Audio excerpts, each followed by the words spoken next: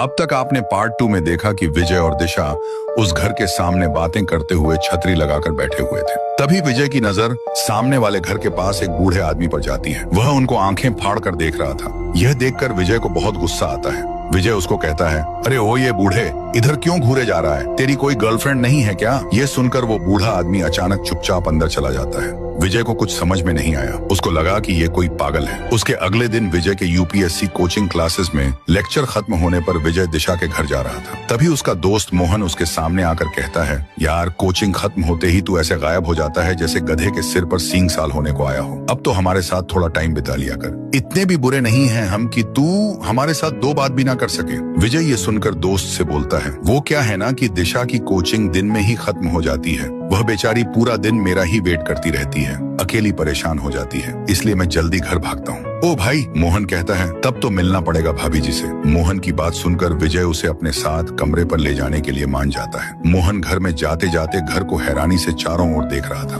तभी दोनों अंदर पहुंच जाते हैं और कमरे के अंदर जाकर विजय कमरे की हालत देखकर दंग रह गया। पूरा फ्लैट बहुत ही गंदा था। हर तरफ मकड़ी के जाले, पूरी दीवारें काली पड़ गई थी। मोहन ये देखकर विजय से बोलता है, अरे भाई सही मजाक कर लेते हो। इस घर की हालत देख रहे हो? इस मकान की इतनी बुरी हालत है कि यहाँ पर इंसान तो क्या, जंगली जानवर भी नहीं रहेगा, और तुम कह रहे हो कि तुम इस मकान में रहते हो। उसके बाद विजय हैरानी से दूसरे कमरे में जाता है। वहाँ पर भी वही हालत थी। फिर वह घर के नीचे जाकर देखता है, हर कोने कोने में गंदगी फैली हुई थी। ये सब हालत देखकर फिर से मोहन विजय पर हंसने लगता है। कहाँ है तेरी दिशा? दिखाई तो नहीं दे रही। तू तो कह रहा था कि तेरे रूम में ही रहती है, तेरा मानसिक संतुलन बिगड़ा हुआ है। फिर विजय बोलता है, तू अभी रुक। सामने के घर में एक बूढ़ा आदमी बार बार मेरी दिशा को घूरता रहता है, उधर चल।